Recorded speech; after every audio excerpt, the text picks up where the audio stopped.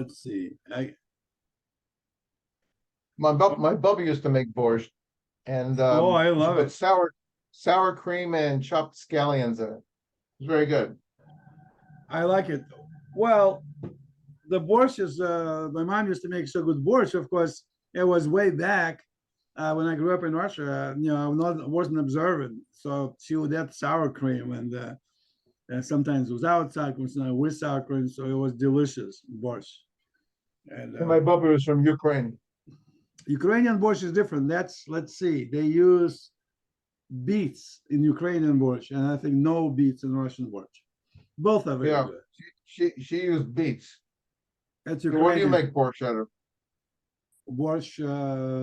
Well, cabbage, potatoes, beets.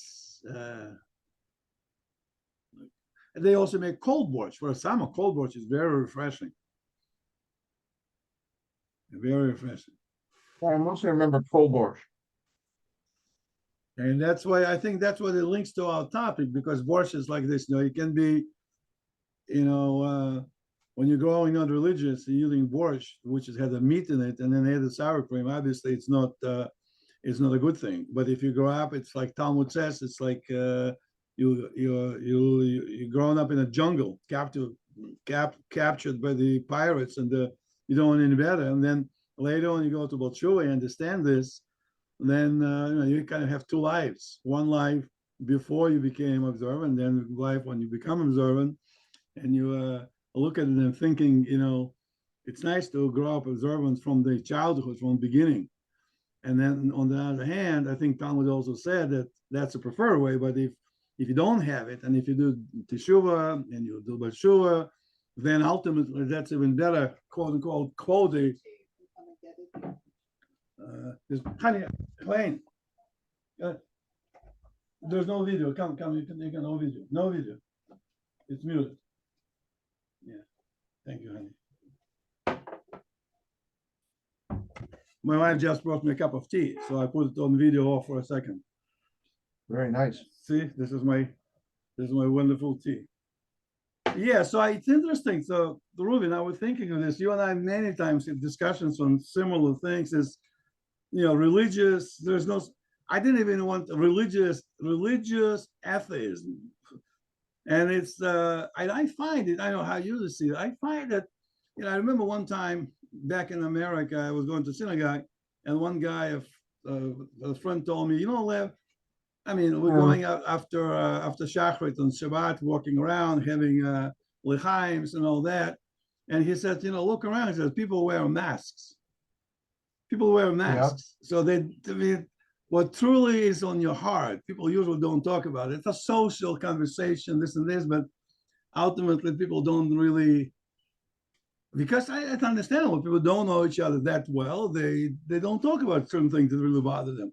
And I find it's also that, if in my observation, I might be wrong, but just in my observations, people who are observant generally, it's like you and I belong to the category as well.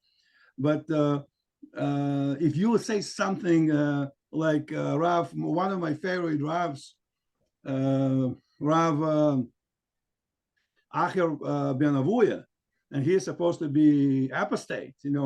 His student Rabbi Meir continued studies Torah with him, and he taught him Torah. And when Rabbi Meir told him, it's a famous episode when he became, I guess, apostate, whatever. And Rabbi Meir was walking behind him, and on Shabbat they went after 2,000 amot, and he says, Meir, don't go. And he says, why don't you? Don't go either, Pastor? He says, I heard behind the veil that I'm done for. There's no salvation for me. But in other words, he's still kind of implying that I know that God doesn't want me. So the guy says, I'm a kind of, I don't, and not that he didn't believe in God, but he thought God wasn't just. He didn't do things right. Why did it happen? Why this guy fell off the tree when he was not supposed to fall off the tree? So he was a searcher. He didn't know. And he was condemned very quickly.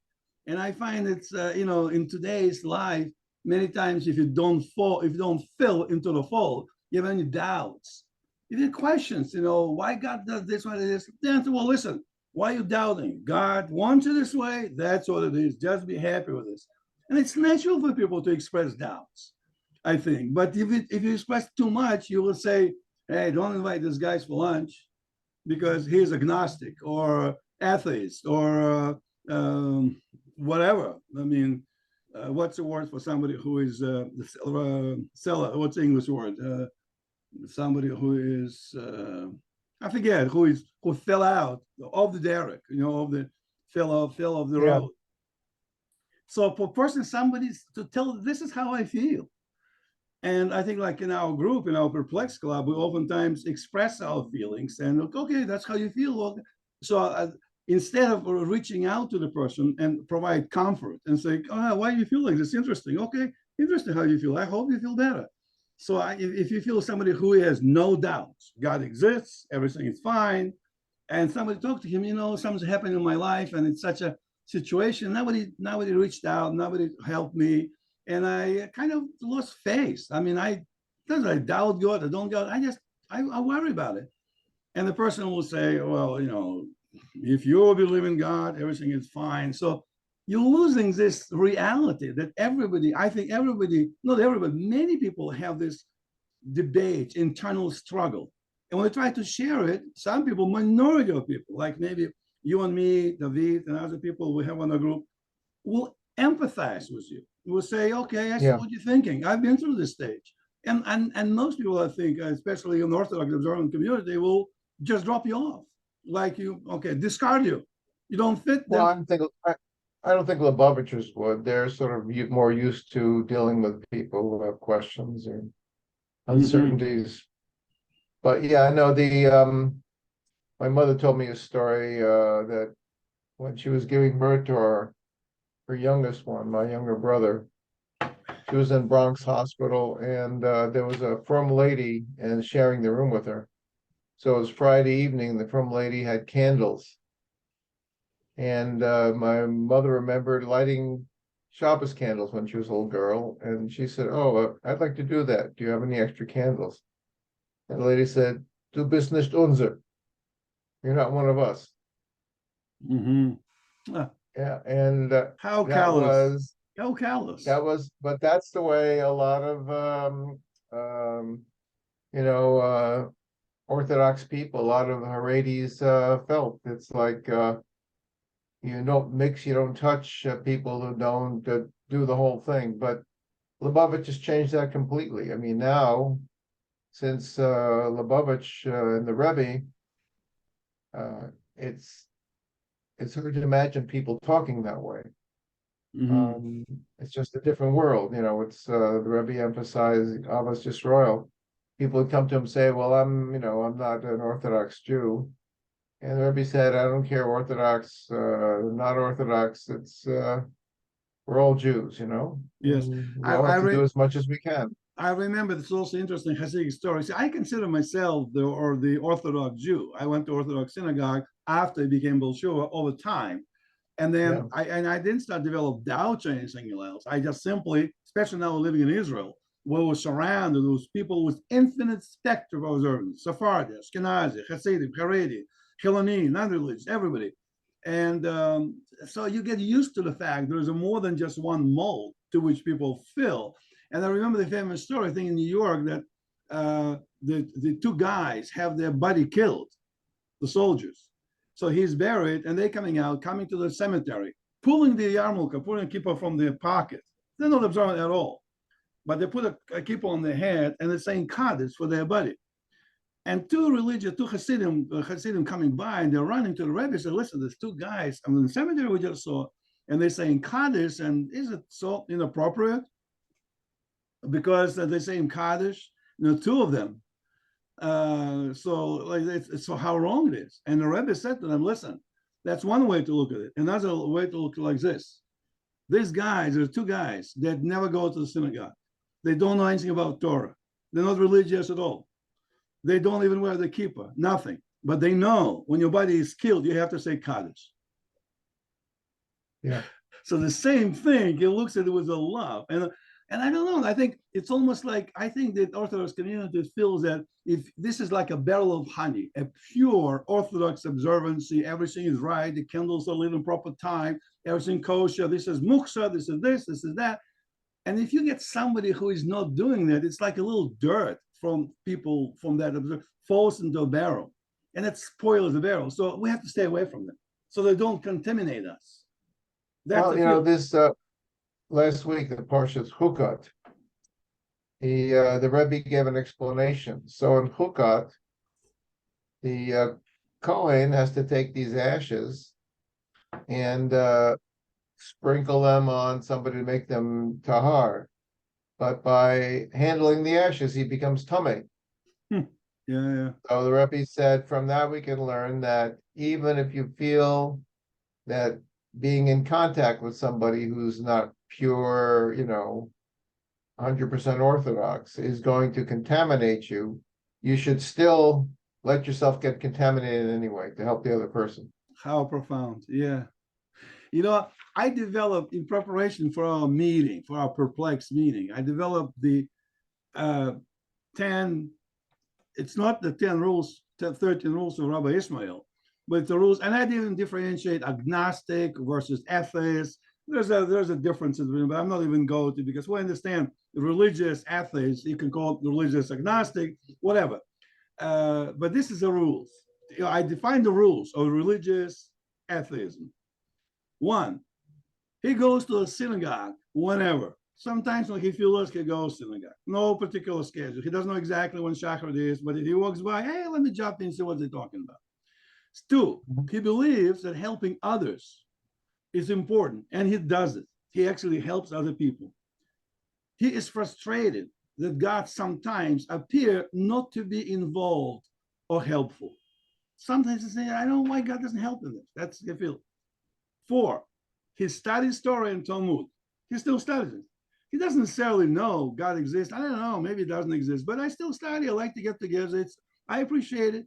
And he respects those who believe fully and those who don't. He respects them both. He says they're all Jews, they're all our brothers. And he is not afraid to be known who he is, and does not hide the fact that he is often hurt, pained, frustrated, and angry with God. He doesn't hide it. He doesn't want to fit into the mold. Okay. He doesn't say, well, you doubt God. I know I'm not coming to lunch to us because, you might continue. He is well respected by people. People say he's a nice guy. Okay, not observant. I don't know who he is, but he's a nice guy. He believes in borscht or falafel. He's Ashkenazi. He believes that borscht is a good Jewish thing. And he's a Sephardi. He believes falafel is a good Jewish thing. He believes that's it. And he likes and respects Rabbi Acha ben Avua. He reminds a guy who is like, I don't know why it happens. I understand how he feels. And he also a little bit disappointed with rabbis that instead of just chucking him off, didn't call him and say, hey, let's come for dinner another day and let's talk about it. I know you have some doubts, you have some issues. You don't know why you haven't. Come on, we'll discuss it. We'll have this together. They didn't do it. They just walk away from him and just let him drop. And you know somebody like that? I know. I know some. I know not many people. I know a couple of people in Atlanta, not many. Yeah. I couldn't say I know enough people like that I could characterize them, but I'm just curious. But these characteristics, I wrote it down. I have to be honest with you, I relate to that. I like that. It sounds more like somebody who's somewhat religious rather than an atheist. Yeah, but an atheist is somebody who says there is no God. I don't care, But you can say at times the frustration says, you know what? I've had it. I give up on God. And then a week later, he will say, yeah, well, I had to go to shul because I have to say Kaddish. So he changes his mind. He's a perplexed. He's not exactly sure sometimes, but he's got other people who are similarly supportive of him. And it's interesting, too bad David is not with us, because I was thinking very hard that what made me start on this is that David said he knows Rabbi Moskovich or Aponkovich, I forget the name of Rabbi David. Too bad David is not with us today. And he said this guy basically atheist. He's a very big rabbi, respected. in his life, he's about our age and thing, he never missed Shachrit, Mincha, or Arvit. He is a very studious, he's very learned scholar, he goes to synagogue all the time, all holidays, everything. And yet he does not believe in God. And the more I thought about it, I thought, if I didn't believe in God, if I was atheist myself, I'm not. But if I was atheist, I'm not religious atheist, but if I was an atheist, really, I still would be going to Shachrit, Mincha, and Arvit. I still would be doing everything else because I would feel something I need to do it. Do you believe in God? Somebody else said, no, I don't. Let's say I didn't. I do. But if I have doubts, so I still will do it. So that rabbi was an example that David brought up that probably lives that life, that is not afraid to express the doubt. And he says, I mean, how do you know God exists or doesn't exist? He says, it's not even a point. I'm not going to even comment on that. I don't know. I mean, I'm not. You're talking about Yeshayahu Leibowitz? Yes, Leibowitz. Yeah, that's the one that David always quotes because he likes him. Yeah, he's an interesting guy. It seemed he didn't really believe in God, yet he thought halakha was important and he tried to keep halakha. Mm-hmm. But he's a nice guy. He's a Jew. Well, he was also very leftist. I mean, he made a big deal about it. He thought the Lebanon war was wrong, and he was strongly supportive of soldiers who refused to fight and that kind of thing. Okay, well, I don't agree with that point, but I mean, I would not bar him from coming to dinner to me or fishing. No. Okay, or to the synagogue together, study Talmud with him. Doesn't matter. This is. But anyway, that's a topic I was thinking. You know, and when I was thought about it, to me, that religious atheism or religious agnosticism, maybe agnosticism is not as strong as atheism. Agnostic is simply I don't know. God exists, doesn't exist. I have no idea. I can't prove it one way or another. It's agnostic. Atheist is stronger. He just doesn't believe in God. Agnostic is not against God. Not he doesn't believe in God. He says, how do I know? I didn't see God personally. When we die, go to heaven, hopefully to paradise, we'll then find out. And or Messiah comes. Until that point, I have no idea. I still know when Mincha is. I know when Shachar is. I know I stand Talmud. I still do it because I'm a Jew. That's my tradition. That's my history. I want to be part of it.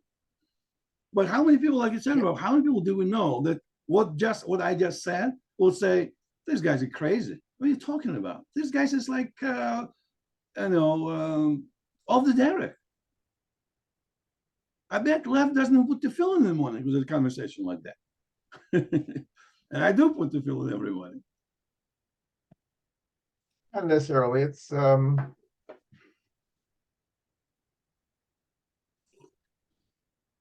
yeah, I think I've thought deeply about in the modern era, people have abandoned God and they think their science is some sort of answer to everything. Really is not. It just describes natural phenomena. But there's a soul need for a sense of purpose and meaning. It's very interesting. I'm just reading about in the 1800s. So people were becoming the Industrial Revolution and people are becoming more entranced with science and intellectuals are giving up God and religion. And instead, they all become fascinated by seances and spiritualism and, speaking with the dead and that kind of thing. And this one writer saying it seemed like there was this vacuum of a need for spirituality, which people started filling with these various, alternative things. I think the Marxism is it's almost a mimicry of religion. It's a substitute for religion. It has the holy books and the prophets, and in communist countries, they worship the leader the way people worship, Mashiach or God. It's it really becomes like a religion, a replacement for religion. I think leftism is the same thing, wokeism, and it's a very intolerant religion. I was just watching this psychologist Jordan Peterson, who talks a lot about the modern woke movement and the destruction of human values in this Western society, which is happening. He was commenting that whenever he's talking to leftists, he feels he has to walk on eggshells. They get easily offended, he has to be careful what he says. They often, get very upset or walk away from conversations. And he said, even talking to fundamentalist religious Christians, he finds them much more tolerant than leftists. Yeah. I found the same thing. It's very hard to disagree with a leftist idea when you're talking to leftists without them getting very, very upset. I mean, it's almost like an extreme religion. And I've thought very much, is there any way to bring people who are so alienated from religion back to some sort of awareness of God? And I honestly don't know Well, how you do that. I think what you and I and the people and other people who watch us, essentially, I just think we're not for accidentally. Everything God has everything planned. That in our discussions and small discussions, we're sending, I think, some energy into the cosmos, into God, that presents that openness, the tolerance for people to come together and how many families split because different political, you're a Republican, you're a Democrat, don't come to dinner. You're Orthodox, you're Reform, oh, this guy's sellouts. And Reform will say, this guy's sectarian, junta, nuts. So they call each other's names and roll their eyes at the best on this instead of saying, well, I don't know, they have different, everybody has their reasons. Maybe, I don't know how they grew up, they didn't do this, and they have reasons. And maybe if it's unfortunate, maybe they don't follow the path that should be a proper path, but that's a path they follow. So I'm not saying you have to agree with that, but you have to, like Rabbi Cook, prime example. He would bring everybody. He talked to everybody. He loved everybody. He'd go to kibbutzim and talk to kibbutz. I didn't come and tell them, well, if you guys don't eat kosher, if you work on Shabbat, don't expect me to come. No, he came to them, he talked to them, and everybody knew his views. He is observant, religious, known, very Talmudic Chacham, but it was not below him. And how many quote unquote Orthodox rabbis will express disgust and displeasure to somebody? It's arrogance, I think, a little bit, to somebody else who is like, well, I don't want to talk about him. Cook was in an era when Lubavitch didn't have much influence, in Israel or in the rest of the world. But I think in the modern era, you wouldn't get so much opposition to him. But in those days, yeah, there was a lot of very Haredis who really hated him.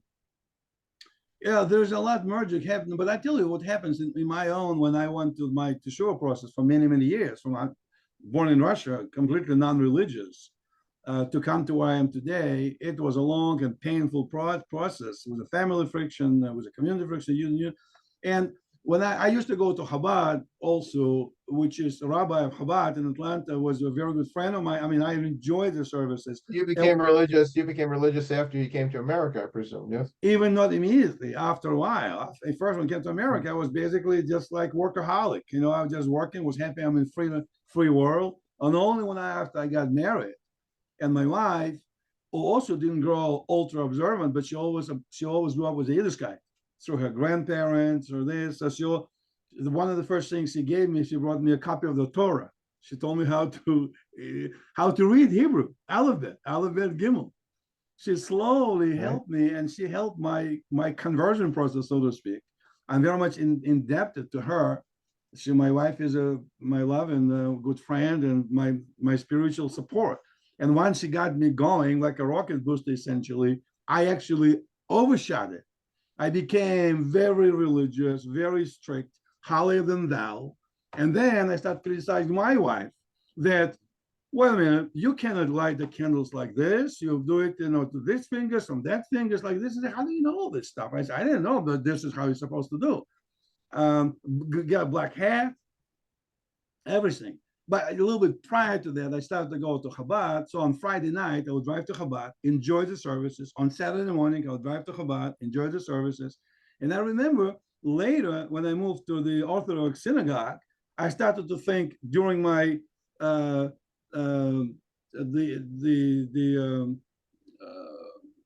not brainwashing, but washing of brains. I think better way to say it. When I became the Orthodox Jew, I stated that it's very inappropriate for Chabad to allow Jews to come on Friday, they're driving, they violate Shabbat, on Saturday, what is it?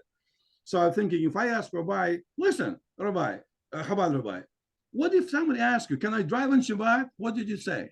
So it really annoyed me, the hypocrisy, that they would just have no problem. And only later I understood it. Wait a minute, what I'm talking about? Who am I, first of all, to criticize, Rabbi? And secondly, no, on the contrary, he is not simply passing judgment on people. He's saying, if you come, you're welcome. And how you come, That's how right. you didn't come, it's not something we're interested even to discuss, because there's no answer for that. If I tell you So now halachically, you know what it is like to be fanatical. yeah, but I was fanatical, and I know many Orthodox people at that time would agree with me. If you have to go, if you live 20 miles away and you have to go to the synagogue because you want to go with your brethren, but you live in a country, in a farm, and you cannot drive on Shabbat, you would rather stay home. That's what you should do. Stay home, pray at home. What's the problem? God is also there. Don't. And then they realize, to me, that is not wrong. If somebody asked me now, I wouldn't say, well, let's not talk about it. Blah, blah, blah, blah, blah. I would say, you know what, drive. And if I knew, and if I got to know the person better, because somebody, if I don't know somebody, you cannot advise much because you don't know how a person will take it. But if I got to know the person better, I will say, listen, if you want my honest, like if somebody like you, Rob, we're friends. If you ask me, Lev, I'm not going to take offense no matter what you say. Just give me your opinion.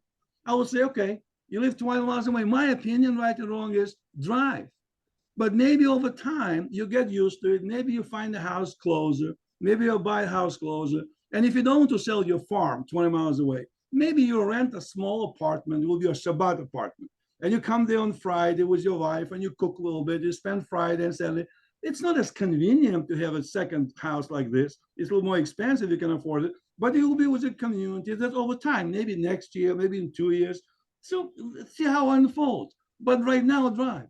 And I think most Orthodox rabbis says, if I would just suggest, well, this is horrible advice. You're just advising the person to sin. That's what you just advised. That I think I say no. My opinion. It's yeah, that's why I like Lubavitch. That's why I hang out with them because they're very accepting and they don't Yeah. get all bent out of shape if you don't agree with everything. It's just I mean, even sometimes I question some of the things Rebbe said, but it doesn't get people crazy. They just, Yeah. I also everybody find has I opinions. also think, like, to me, okay, Chabad talks a lot of Rebbe said, Rebbe this, Rebbe that. And Mignagdim, the Orthodox will say, it's all about Rebbe, it's supposed to be God. My point, okay, they study Torah, they study Talmud, they study Gemara, they study Mishnah, they study Tanya, they study a lot of things.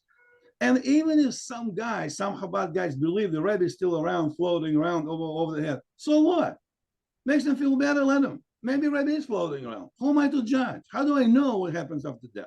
If somebody believes he floats, if he's a good person, he helps people, he does good things, he goes to synagogue, he has a good family, he behaves, and he quotes Rebbe every second. Okay, what's wrong with that? Rebbe said lots of nice things. What's wrong with that?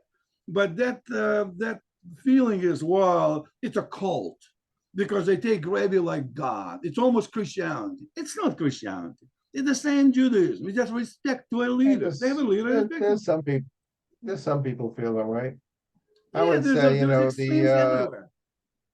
like they say, the proof of the pudding is the eating. What are the consequences of Lubavitch? They brought a lot of people to Judaism. They're open, they're accepting, and they bring a lot of joy and happiness to people. So, a I lot mean, more than most other religious groups. you're not supposed to judge people. I'm not judging, but my criteria, if I relate to the person, is if the person helpful me and to other people. That's a Torah. He lives by the Torah, and the person learning Torah 24 hours a day. And in the meantime, an old lady cannot get to the hospital because nobody can give her a ride or bring her food.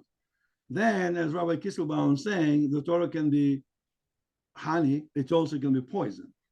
And I know people who would, to me, this hypocrisy. It's like, Well, you've talked about that at length. I know you've I talked do, about yeah. that quite a bit, about And I'm known for that. And I writing think, letters and criticizing others. So, it's trying to remake the world by smacking people in the head. It doesn't work very well. Well, and unfortunately, and everybody, and you're absolutely right, Robin. This is my set of words. I mean, I tend to be outspoken, and sometimes in my outspokenly, I essentially, the rabbi where I used to go to, sometimes he left. I asked him, "Am I a nice guy?" Oh, I'm not a nice guy. And he said, "No, you're a nice guy, but you're stubborn." So I tend to be a little bit like, saying too much and going overboard and exaggerating sometimes. That's true. But I get hurt, Rob. I get hurt. I really feel bad when I see people suffer and nobody helps them. It affects me. It affects me negatively. I don't like. I mean, it's like I get a little bad energy when I come into a situation where I see people can help and they don't. It just affects me. I bother with that. So that's why I'm thinking religious, when people are able to talk to each other and crossing the boundaries, and not to worry which denominations you belong to, not to criticize the trend.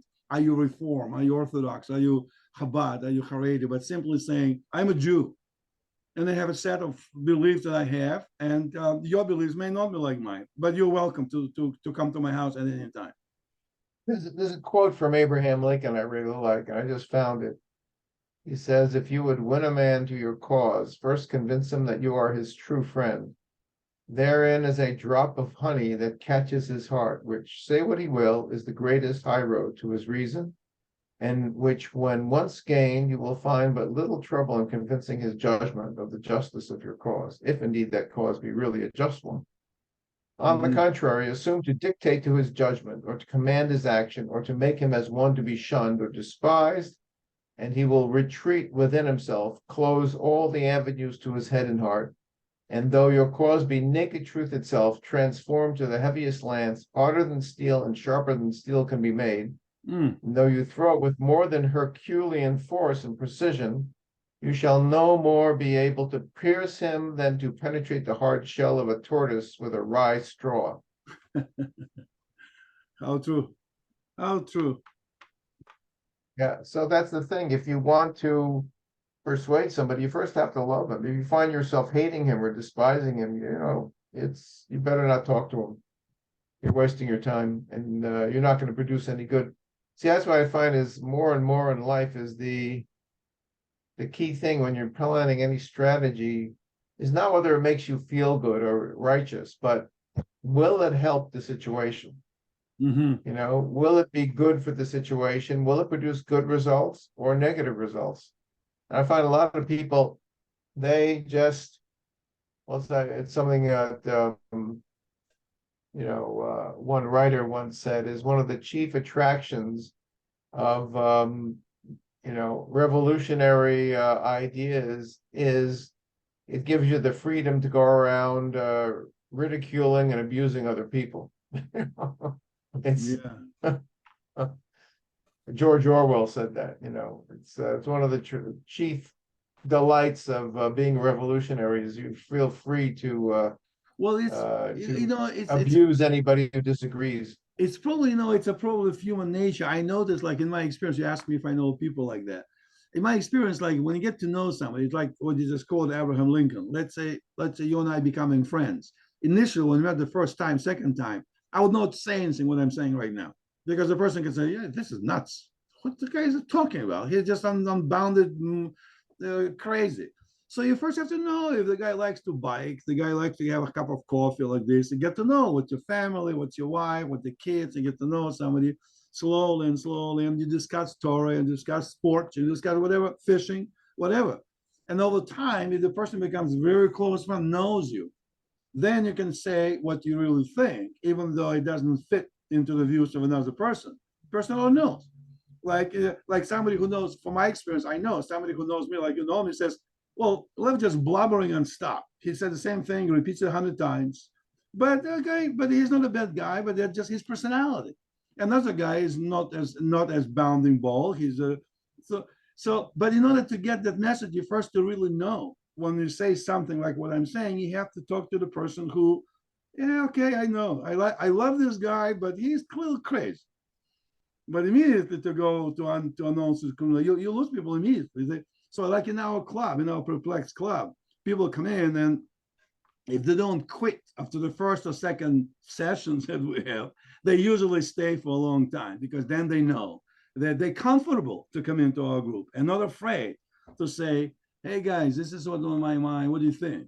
And we don't say, well, really, you think that? What kind of nut you are? Okay, that's everybody has their issues and everybody has their questions, and we need to provide support to each other. Otherwise, they will be like Abraham, you just quoted, like a metal shell. Yeah. For the next time or any topic, also I ask you, Ruben, and anybody else. By the way, just to remind our whoever come to our group, 325-804-5811. That's on this note. Password 285775. That's our Zoom. Every Tuesday at 8 o'clock Israeli time. It's 1 o'clock American time. You have a subject you want to discuss, or you want to challenge and debate. We don't have debates. We have exchange of ideas. That's really what we're not debating to prove the point. Every point is valid. But if somebody who is listening to the tape wants to mention something, come and say that and say, well, you agree or disagree or have something to add or subtract for our conversation. So same to you, Rob. If you think of something that you... Yeah, actually, I saw a very interesting discussion about how modern woke philosophy is actually Marxism in disguise. I'll send you a link to a video about it. If you're interested, maybe we can talk about it next week. All right, send me the link and then we'll do it. The next week, people join and we'll talk about that subject. At least it will be a kicker session. Okay. Terrific. Well, that's good. Right. We have like a little bit, almost a minute left for our time. So with that, Shavuot Tov today. Oh, I wait a minute. There's something I want to ask you. It's a Russian thing. Go ahead. They were talking in shul about there's some Russian dish which Russians really like. You make almost like a cake, but it's a mixture of like potatoes in a layer, then a layer of herring. I think it's called shuba. It's called a coat. Shuba, yeah. Shuba. Shuba means a coat, like a fur coat. It's one layer of another one. Shuba. Mayonnaise. Yeah. On top is mayonnaise, right? Mayonnaise, right? Yeah, it's very heavy. It's very heavy, but I loved it. My mom used to do it. Hey, borscht, shuba. I mean, obviously chicken. That's a really Ukrainian Russian dish. Well, it sounded fascinating. I was thinking I'd really like to taste it once. I might or might not like it, but apparently somebody. I'll ask my wife. Said they brought it out at a party with Russians, and they're all going, "Oh, shuba, shuba!" They're all going crazy. Shuba, yeah, shuba. It's a fur coat. I don't know if my wife knows how to do it. She probably knows from her grandma. Yeah. My wife grew up in America. We only have about 20 seconds left, anyway. All right, good. So let's finish off on Shuba. Think about Shuba next week. Let's think about Shuba or Schubert. Okay. Schubert, right. Take care. Have a good week. Bye.